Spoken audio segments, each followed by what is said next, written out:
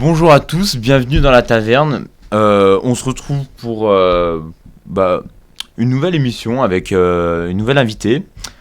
Aujourd'hui, nous recevons Madame Baron, donc je vous laisse vous présenter. Bonjour Pierre, bonjour Arthur. Je m'appelle Géraldine Baron, je suis professeure d'anglais au lycée, vous le savez bien. On le sait bien. Ouais. Bien, bon, passons ce petit blanc, on va passer à la première question. Donc quand vous étiez petite, est-ce Je que... suis toujours. On garde nos âmes d'enfant, c'est ça ? C'est ça, ouais. Est-ce que vous aviez envisagé de faire le métier de professeur d'anglais, ou alors c'est par des circonstances que vous avez été amené à vous engager dans cette voie ? Non, j'ai toujours voulu être professeur. Toujours ? Mais par contre, j'ai mis longtemps à choisir de quelle matière. Notamment quelle matière ? Vous hésitiez entre quelle matière ? J'hésitais entre philo, histoire géo et anglais. Du coup, c'est l'anglais qui a primé. Voilà, finalement, c'est l'anglais qui a primé. Et Mais c'était pas gagné d'avance. Jusqu'à assez tard, jusqu'à 2 ans après le bac à peu près, j'hésitais. Est-ce que vous pourrez nous dire ce qui a fait pencher la balance, ou c'est vraiment... C'était que l'anglais, c'était ce qui m'apparaissait comme étant le plus susceptible de me permettre de voyager. Et puis, c'était aussi, je crois, ce qui me demandait le moins d'efforts. Ah. Ouais, on est tous un peu pareil. On est d'accord. Du coup, aujourd'hui, vous êtes prof d'anglais, du coup, notre prof d'anglais en plus. Du coup, on va parler un petit peu de ce lycée. Et qu'est-ce qui vous fait aimer ce lycée, en fait ? Qu'est-ce qui me fait aimer ce lycée ? C'est un lycée, c'est un beau lycée déjà. En termes d'architecture, du bâtiment, tout ça, c'est quand même un bel endroit. Même s'il y a des jours où c'est plus difficile de venir que d'autres, je pense que c'est quand même un établissement qui... c'est quand même pas désagréable de venir bosser dans ce cadre-là, quoi. Le cadre est quand même très chouette. Les jeunes gens qui y étudient sont aussi quand même globalement très sympas. Faut dire ce qui est. Donc, voilà, c'est pour ça que j'aime bien venir travailler ici. Et puis, l'autre raison, qui est moins glorieuse, mais c'est en fait qu'il n'y a pas trop d'autres lycées dans les environs, en fait. Moi, là où j'habite, si je voulais aller dans un autre lycée, ce serait loin. Donc, du coup, okay. C'est ce lycée qui a été choisi, pas par choix, un peu par choix quand même, si. Sinon c'est Le Puy, mais Le Puy c'est assez loin de chez moi aussi. Et après c'est le Cheylard ou Annonay. Donc en fait c'est le plus proche de chez moi quand même, ce lycée. Ok, par des raisons pratiques du coup. Ouais, c'est aussi une raison pratique. Ok. Mais du coup vous nous avez dit ce que vous avez aimé le plus, mais à contrario, qu'est-ce que vous aimez le moins dans ce lycée ? Ce que j'aime le moins dans ce lycée ? En fait, c'est pas dans le lycée ce que j'aime le moins. Ah. Ce que j'aime le moins, c'est... Arthur. Non, ce que j'aime le moins, c'est l'institution. Moi, ce que j'aime, c'est la liberté de la classe, le contact avec les jeunes. Et ce que j'aime pas, c'est les plaintes incessantes, les directives qui n'ont pas de sens... les ordres qui prennent pas en compte les élèves. Ce que j'aime pas, par exemple, c'est avoir que 2 heures d'anglais par semaine avec mes élèves. Ça, j'aime pas. J'aimerais avoir 4 heures. Je pense pas qu'on apprend l'anglais avec 2 heures, quoi, par exemple. Tout à fait. Je pense pas que je peux faire... Je pense que l'institution me donne pas vraiment les moyens de faire mon travail correctement. Parce que vous aimeriez plus une classe libre où vous pouvez faire les cours que vous souhaitez, ou... Je peux faire un peu ce que je veux dans ma classe, oui. Pourvu que je respecte à peu près les programmes et que je prépare les élèves à leur examen. Mais c'est pas tellement ça que je veux dire. Ce que je veux dire, c'est, si tu veux, l'apprentissage, tout le monde le sait, tous les pédagogues le savent, ça nécessite une exposition quand même récurrente et régulière à la chose que tu essayes d'apprendre. Que ce soit des maths, des langues ou ce que tu veux, tu vois. Et 2 heures par semaine, c'est pas une exposition récurrente et régulière. Alors toi, c'est un peu différent, parce que toi, t'es spécialiste, Arthur. Donc tu t'es créé l'opportunité d'être exposé à la langue un peu plus que ce que l'institution propose au commun des mortels. Mais le commun des mortels comme Pierre, il a 2 heures, quoi. C'est un commun de C'est mortels. un commun des mortels, À un Pierre. moment, on a 3, mais ouais, après, ça va être. Temporairement. à deux. Temporairement, parce qu'il y a un effort de l'administration pour nous donner cette heure qui nous est octroyée par l'administration parce que vous êtes dans une classe mixte. Je suis d'accord parce que, ouais. En Enfin, soi, quand tu vois le niveau d'anglais des Français. Non, mais 2 heures, c'est C'est anecdotique, pas la- quoi. Je veux dire, Ouais, on prend mais- pas un truc en 2 Ouais, heures voilà. par semaine, quoi. Surtout pas une langue. Ouais, Mais bon.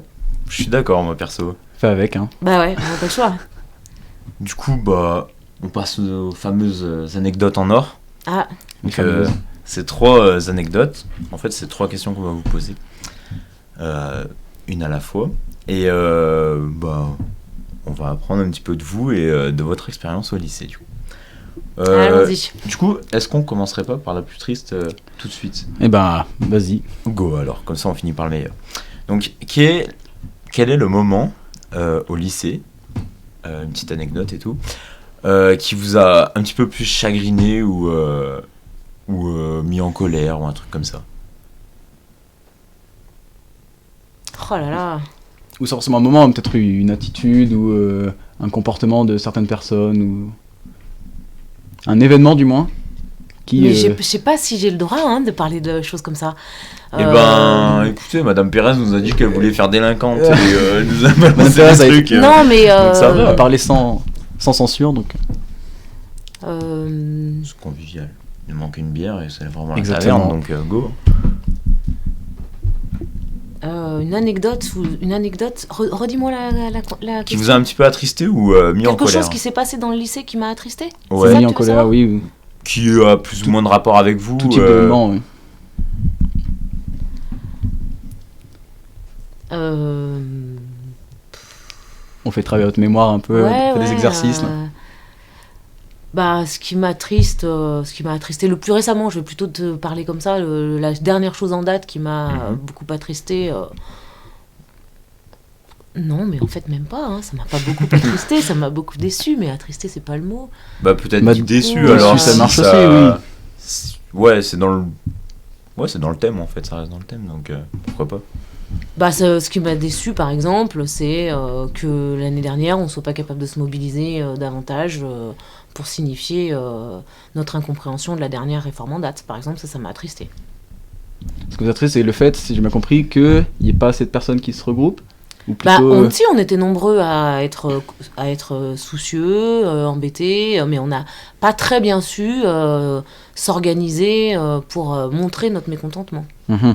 On est souvent dans cet établissement, on est souvent rattrapé par notre bonne conscience professionnelle. C'est-à-dire que on a plein d'idées pour faire plein de choses et puis après on s'auto-censure nous-mêmes, quoi. En gros. Donc Bon. ça me gêne. Pourquoi vous auto-censurez? Parce que bah, vous avez Parce des qu'il y cours à avait le bac qui suivre. arrivait voilà. et qu'on voulait pas prendre les élèves en otage et que C'est que pas, voilà. c'est pas cool non plus. Voilà. Après, si vous leur demandez qui vous donne leur accord, c'est pas une prise d'otage en soi. Ouais, c'est ça. Bon, en plus, moi, je me disais qu'on pourrait leur mettre 20 à tous et je me disais qu'ils allaient pas être contre. Mais Franchement, Moi, je veux bien. Hein, Parcoursup et tout dans la sauce. si vous proposez ça. non, mais voilà, on a un peu du mal à se mobiliser. Ça m'attriste. Et puis sinon, ben non, c'est pas triste de venir travailler ici. Mais du coup, on va passer à une autre anecdote un peu plus gaie cette fois. Quel est le moment au lycée qui vous a marqué et dont vous vous souvenez parce que c'était vraiment un très bon moment? Bon, il y a des super petits moments, il y a des micros super moments en classe, quand même assez régulièrement. Comme par exemple, mais, vous pouvez nous en donner quelques-uns? Non, mais ça arrive tous les jours qu'il y a un super moment en classe, mais ça dure pas longtemps. Un quiproquo, un élève qui fait une blague, il pense que le prof a pas entendu, en fait on entend, puis c'est drôle, et puis, Genre et puis, rien. ça arrive tout le temps. Enfin, dans les classes, il y a quand même une atmosphère assez sympa, quoi, je veux dire, donc c'est quand même un peu drôle tous les jours. Mais sinon, les moments les plus drôles, c'est quand même souvent quand on a la chance, l'opportunité de passer du temps avec les élèves en dehors de la classe. Bah, comme par exemple C'est ici. Comme par exemple ici, ou comme par exemple en voyage scolaire, ou en déplacement. Là, on a l'occasion Oui. de connaître une autre facette des élèves, et les élèves, ils ont une occasion aussi de rencontrer une autre facette des professeurs, et souvent, on se marre bien quand même. Parce qu'il y a peut-être moins ce filtre de scolaire qui... Oui, il y il y a a en aussi classe, on la peut pas- hiérarchie Voilà. imposée par la situation de la classe. Bon, il y a des cours dans lesquels, toi, par exemple, t'es susceptible de bien apprécier ce que j'essaye de dire, parce que tu fais à la fois partie d'un cours en classe entière, où le nombre des élèves dans la classe, le fait que ce soit du tronc commun, qu'on se voit peu, et puis tu fais partie d'un autre cours où il y a un effectif beaucoup moindre, Oui. et où la tonalité, je pense, n'est pas tout à fait la C'est une même. autre ambiance, tout à C'est fait. pas tout à fait la même. Et donc, bah oui, en stage cinéma, en voyage scolaire linguistique, on passe des super moments. Ouais. En stage EPS, enfin, c'est des moments où à la fois on donne aux élèves l'opportunité de voir autre chose de nous, et puis on voit autre chose d'eux, quoi. Et c'est chouette. Ouais, c'est vraiment. Tout à fait, on découvre.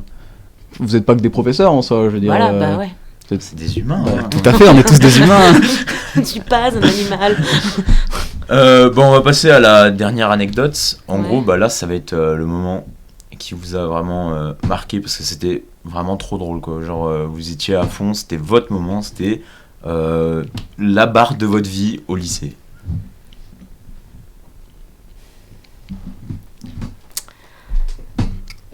Madame Pérez en avait un très original. Très original, ouais, tout à fait. Vous avez la barre très haute.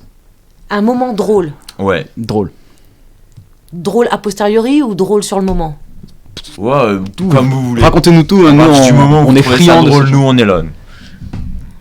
Bah, un jour, en voyage scolaire, justement, Mhm. il y a très longtemps, long time ago, tu vois, mais vraiment, quoi. Il y avait un élève, un jeune homme, qui, dès le début, posait problème parce que, au moment du départ, on a le temps, parce que c'est une anecdote un peu longue, hein. On Bah, a, de on toute a façon, tout le on temps est qu'il là. nous faut. Et donc, c'était le départ du voyage, sur le parking du lycée, il faisait un froid en dessous de zéro, tout le monde se caillait et tout, je sais plus, on partait au mois de décembre, en Irlande. Et je vois arriver une bagnole, quasiment frein à main sur le parking, une dame qui descend, qui vient me voir direct et qui me dit emmenez-le, sinon je le tue. Donc je me dis oula, qu'est-ce qui se passe? Donc, C'est la maman qui a laissé son gamin parce qu'elle en avait marre. donc Ça, j'ai pris le voyage, moi. elle me dit oui, il a perdu sa carte d'identité au dernier moment, il la trouve plus, etc. Je dis ouais, bon, ok, pas de problème. Quand on part en voyage scolaire à l'étranger, on a des photocopies, des cartes d'identité, tout ça. Donc je dis non, mais c'est pas grave, vous inquiétez pas, madame. Monte dans le bus, toi, et puis si jamais à Calais on le laisse pas passer, ben, je le mettrai dans le train pour qu'il redescende. Mais enfin bon, on essaiera de faire en sorte qu'il passe. Donc, on part en voyage scolaire, on arrive à Calais. La douane anglaise à l'époque ne faisait pas descendre les gens du bus, c'était les douaniers qui montaient dans le bus. Et donc je me suis dit, bon, la seule façon que j'ai de ne pas me faire attraper par les douaniers, en tout cas qu'ils ne se rendent pas compte que cet élève n'a pas de papier, c'est de les empêcher de monter dans le bus. Donc, C'est un peu hors la loi quand même. Ouais, on est dans donc le truc, je me hein, dis, je dis au gars en question, je dis toi tu te baisses entre les sièges, si jamais il compte de l'extérieur combien il y a de têtes, je ramasse les papiers d'identité et je les présente au douanier sur les marches du bus, je lui présente le tas. Parce qu'il n'avait pas non plus la photocopie de sa carte d'identité. C'était Non, le si cas moi je l'avais la photocopie, mais tu passes pas, hein, tu passes pas. Même avec une à photocopie l'époque, tu passais pas une frontière avec une photocopie. Donc je lui présente au douanier la totalité des véritables papiers d'identité. Donc le gars il les compte, il dit il y a combien. Moi je dis le nombre -1, je mens quoi. Et le gars il dit ok, il regarde et puis il me rend les papiers et il dit bah ok, ça va. Donc impeccable, on passe, etc. On arrive en Irlande et le jeune homme dans le bus, il avait fait connaissance. Il l'avait rencontré un peu plus étroitement, une jeune fille de la classe. Et donc c'était cool pour lui. Hein, mais Que du en coup, même temps le que charme. ça, il présentait des douleurs assez ténues apparemment, puisque au fur et à mesure du voyage, la rumeur des douleurs du jeune homme s'approchait de l'avant du bus, des douleurs un peu marquées aux testicules. Ah. Et alors... si tu veux, bon, moi, on se marrait, nous, devant, hein, parce que tout le monde y allait de sa petite blague, pas de très bon goût, d'ailleurs. Bon, voilà. Bon, Je sais arrive pas un si on a vraiment le droit d'en dire quelque Ouais. chose. C'est vrai. Bon, donc c'était drôle. C'était drôle. Moi, je commençais à trouver ça moyennement drôle, en fait. Hein. Et puis, dans le voyage, je le regardais et tout. Il marchait quand même... Ça se voyait qu'il n'était pas hyper à l'aise, Comme quoi. un cow-boy, quoi. Un peu, ouais. Et puis un jour, on faisait une journée où on allait faire du vélo sur les îles d'Aran. Elle a dû Donc s'amuser. là, non, bah là, je l'appelle, je lui dis, écoute, je crois que peut-être le vélo, c'est peut-être pas une super idée. Donc, si tu n'as pas envie de faire de vélo, il n'y a pas de problème. Tu nous rejoins à pied au château et tout ça. Enfin bon, ok, merci madame et tout. Il n'allait pas faire de vélo, tu vois. Et le soir, on rentre des îles où on avait fait du vélo et on avait un temps libre dans la ville de Galway. Et là, je le vois, mais il était au bout de sa vie. Et moi, j'ai pas d'enfant garçon, tu vois. Donc, j'avais vaguement entendu parler de trucs, genre torsion des testicules, des trucs comme ça. Je me suis dit, mais en fait, Nous aussi, on connaît les donc ça histoires peut comme ça. être grave, quoi, tu vois. Peut-être c'est grave et tout. Donc, quand même, au bout d'un moment, je me disais, peut-être ça craint, en fait. Peut-être il faut faire quelque chose. Donc, comme il y avait ce temps libre dans la ville de Galway, je me suis dit, c'est l'occasion. On est dans la ville, il y a un hôpital, faut y aller, quoi. Donc je l'appelle et je lui dis non mais si ça va pas, tu me le dis maintenant et on va aux urgences. Et là il me regarde et il me dit ah mais madame j'en peux plus quoi. Je suis au bout de ma vie. Donc je dis allez hop, on va aux urgences. Et alors là c'était génial parce que c'était une scène, franchement tu peux la mettre dans un film. Parce que je sais pas si tu imagines ce que c'est d'être aux urgences avec un jeune homme qui est ton élève et qui va se faire ausculter des testicules et il faut faire la trad. C'est génial. Donc c'était excellent parce que ça faisait comme je sais pas si tu connais le film La vie est belle avec la scène de traduction dans le camp de concentration, tu vois. Et ben ça faisait un peu cet effet. C'est comme vous disiez la vérité là cette fois-ci. Ouais, sauf ça faisait un peu cet effet parce que il y avait le jeune homme, il était était sur un lit d'auscultation au service des urgences, tu sais, donc c'était pas des murs, c'était des rideaux. Ouais, les rideaux, tu sais, des petites des rideaux comme ça. Et donc moi j'étais d'un côté du rideau. Il y avait le rideau là, et puis de l'autre côté, il y avait le lit d'auscultation, il y avait le médecin qui posait les questions au jeune homme. Moi, je traduisais les questions, le jeune homme répondait, je traduisais la réponse à travers le rideau, et c'était juste à mourir de rire, quoi, si tu veux. Même pour l'élève concerné. Et le clou du spectacle, c'est que c'était le jeune homme qui n'avait pas ses papiers. Hein, c'est le même que celui du parking au départ. Et du coup, à l'hôpital, il fallait, non ? Et donc, à l'hôpital, on n'avait pas les papiers. Et donc, je récupère l'ordonnance, le médecin fait l'auscultation, donc ça n'était pas une torsion des testicules, il fait l'ordonnance et tout ça, fort heureusement. Et là, donc, dans le hall de l'hôpital, il s'appelait Nicolas, ce jeune homme. Je lui dis, Nico, tu peux courir ? Il me dit, ouais, pourquoi ? Je lui dis, parce que maintenant on court.